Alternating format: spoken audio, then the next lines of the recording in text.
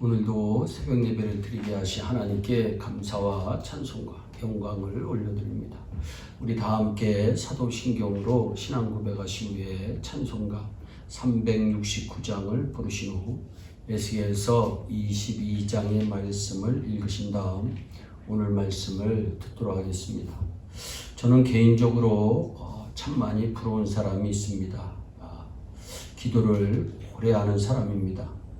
기도를 오래 하는 것이 쉬운 일이 아닙니다. 그 사람의 인내심이 저는 부럽습니다.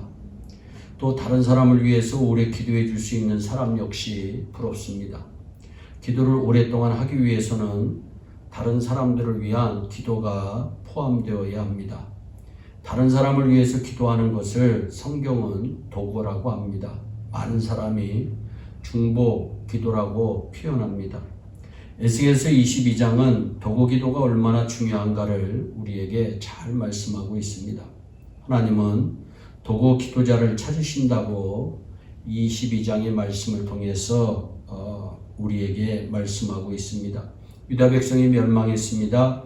에스겔이 예언한 때는 BC 591년, 그로부터 4년 뒤인 BC 587년에 바벨론 왕 느부갓네살에 의해서 멸망당합니다.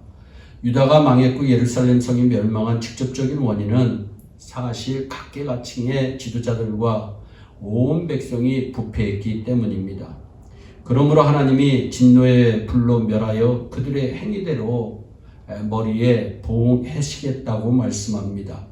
그러시면서 하나님께서는 이렇게 진노하시는 가운데에서 사람을 찾으시는데 누구를 찾느냐?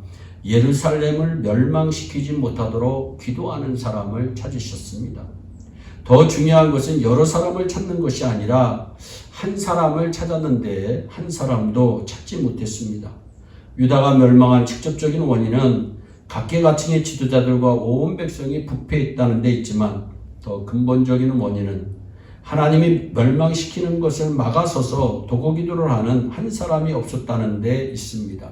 성경을 보면 하나님께서 광야 40년 가운데 이스라엘의 원망과 불평이 극에 달하여 분노하시어 다 진멸하라고 할 때가 있었는데 모세의 도구 기도로 이스라엘 백성들을 멸하시지 않았던 예가 있습니다. 도구 기도가 이렇게 중요한 것입니다. 한 사람의 기도가 200만 명의 생명을 살립니다.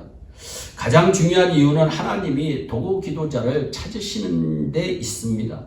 하나님께서 누가 다른 사람을 위해서 기도하고 누가 교회를 위해서 기도하고 누가 나라를 위해서 기도하고 누가 이웃을 위해 기도하시는지 살피십니다.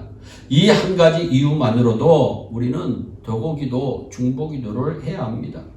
예수님이 3년 동안 제자들을 많이 양육하셨습니다. 그 숫자를 정확히는 알 수 없지만 성경에서는 500명쯤 된다고 말씀하고 있습니다.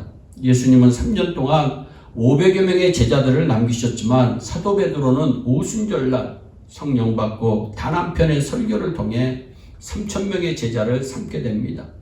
예수님께서 행하시던 일보다 더 큰 일을 행하신 것입니다. 이런 놀라운 역사는 120명이 마가의 다락방에 모여서 열흘 동안 기도한 결과였습니다. 하나님 약속하신 성령을 보내주시고 우리를 통하여 잃어버린 영혼을 구원하여 주시옵소서. 하나님이 이런 중보 기도를 들으시고 베드로의 설교를 통해 3,000명의 영혼을 구원하게 되었습니다. 도구 기도는 왜 합니까? 하나님께서 찾으시고 하나님은 도구 기도를 통하여 역사하시기 때문입니다. 그러므로 우리는 도구 기도를 해야 합니다. 도구 기도를 그럼 할 수 있는 자격자는 누구인가? 누구나 다 할 수 있습니다. 그러나 두 가지 내적인 자격이 있습니다. 그 사람의 마음이 중요합니다. 다른 사람을 사랑하는 마음이 있어야 합니다. 두 번째는 믿음이 중요합니다. 하나님은 도구 기도를 들으시고 응답해 주신다는 믿음이 중요합니다. 성경에 보면 하나님이 도구 기도를 들으시고 응답해 주신 예가 참 많이 있는데 그중 하나를 들으면 출애굽기 17장 8절로 16절에서 이스라엘 백성이 아말렉과 전쟁에서 승리한 사건입니다. 모세의 도구 기도로 전쟁에 이긴 것입니다. 모세 한 사람의 기도가 200만 명을 살렸습니다. 서점에 가면 기도하는 하이드라고 하는 책이 있습니다. 사서 읽어보시기를 바랍니다. 미국에서 젊은 선교사 하이드를 인도로 파송합니다. 인도에서 하이드 선교사님이 가보니까 선교하기가 너무너무 어렵습니다. 한 사람 전도하기가 정말 어렵습니다. 아무리 해보려 해도 안 되자 하이드는 엎드려서 하루에 6시간씩 하나님 앞에 기도하기 시작합니다. 이렇게 기도하자 신기하게 사람들이 하이드에게로 몰려들어 도고 기도하는 팀이 만들어집니다. 그리고 하나님이 인도 지역에 부흥을 일으켜 주십니다. 하지만 하이드는 건강을 돌보지 않아 41세의 젊은 나이에 죽었습니다. 그 이후 이 사람에게는 기도하는 하이드라고 하는 명칭이 붙게 되었습니다. 하이드의 기도로 인도의 수많은 영혼이 예수 믿고 구원받게 되었습니다. 나 혼자서라도 도고 기도에 헌신하겠다는 마음을 가져보시기 바랍니다. 도고 기도의 기능에 대해서 30절에 너무나도 정확하게 말씀합니다. 이 땅을 위하여 성을 쌓으며 성 무너진 데를 막아서서 나로 멸하지 못하게 할 사람, 내가 그 가운데서 찾다가 얻지 못한 거로 도고 기도에는 3가지의 귀한 능력이 있습니다. 성을 쌓는 것입니다. 나라를 위해서 기도하면 하나님이 나라의 성을 쌓아주십니다. 보호의 성, 안전의 성을 쌓아주십니다. 사랑하는 배우자나 자녀나 부모님을 위해서 기도하면 이 부모님을 또 자녀를 가정을 넘어뜨리려고 공격하는 영적인 세력들을 이길 수 있는 성을 쌓아주시는 것입니다. 마귀가 가다가도 성에 부딪혀 쓰러지는 것입니다. 전에는 악한 악령들과 마귀의 유혹에 넘어가 죄를 짓던 사람이 제정신이 돌아오고 교회에 나와 헌신된 그리스도인으로 섬기는 역사가 일어나게 되는 것입니다. 도고 기도하면 성을 쌓는 놀라운 역사가 일어납니다. 두 번째는 성 무너진 데를 막습니다. 여러분, 이 네덜란드라고 하는 나라가 있습니다. 네덜란드 나라의 네덜란드 소년 이야기에 유명한 이야기가 나옵니다. 네덜란드는 말 자체가 해수면보다 낮은 나라라는 뜻입니다. 그러므로 바다와 접하고 있는 땅에서는 바닷물이 넘쳐 들어오지 못하도록 둑을 쌓아 놓습니다. 그런데 어떤 소년이 보니 둑에 작은 구멍이 있었습니다. 그 구멍으로 바닷물이 솔솔 들어오고 있습니다. 둑에 바닷물이 들어오기 시작하면 구멍이 커지고 결국 독이 넘어지게 되는 것입니다. 이 소년은 자신의 작은 주먹으로 그 구멍을 막고 둑의 붕괴를 막았습니다. 다른 사람을 위해서 도고 기도를 하는 사람은 망하기 쉬운 약점을 막아주는 기능을 합니다. 우리가 교회와 가정과 이웃을 위해 나라와 민족을 위해 기도하면 망하기 쉬운 약점을 막아 망하지 않고 승리하게 하여 주니 대단한 기능입니다. 세 번째는 하나님으로 하여금 성을 멸하지 못하도록 하나님이 축복하십니다. 하나님은 오래 참으시지만 죄가 한계를 넘어서면 심판을 내리십니다. 그러나 도고 기도자가 막아서서 기도하면 진노를 누리뜨리거나 심판을 거두시거나 연기하십니다. 멸망을 방지하는 놀라운 그 기능이 있습니다. 여러분들이 중보 기도를 많이 하시면 성을 쌓게 되고 성 무너진 데를 막게 되고 멸망을 방지하는 놀라운 역사를 일으킬 수가 있습니다. 하나님은 오늘도 기도하는 자를 찾으십니다. 온 땅을 두루 감찰하사 전심으로 자기를 찾는 자가 있는지를 보십니다. 자신을 위한 기도도 하나님이 기뻐하시지만 영혼 구원을 위한, 나라를 위한, 선교를 위한 기도를 하나님은 더 기뻐하십니다. 기도에 헌신하는 그 귀한 한 사람이 되어서 하나님의 놀라운 역사를 일으키는 기적의 주인공, 능력의 주인공들이 다 되시기를 예수님의 이름으로 축복합니다. 기도하겠습니다. 사랑의 하나님, 참 감사합니다. 하나님, 이 마지막 시대에 기도하기가 참 어려운 시대를 우리는 살아가고 있습니다.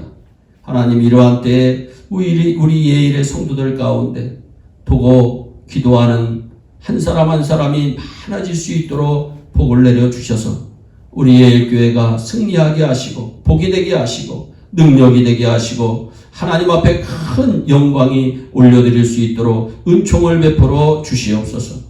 감사하고 예수님의 이름으로 기도하옵나이다. 아멘.